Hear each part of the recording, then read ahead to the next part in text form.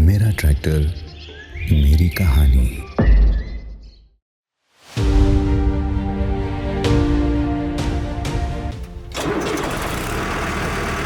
नमस्कार, मोर नाम इंद्र छेत्री और मैं कारिगाँव पाँचकलजरा कोकराझार डिस्ट्रिक्टर पर महिंद्रा ट्रैक्टर किनार पिছত आमार खेती पथारत काम কৰিবলৈ सहायक হৈছে।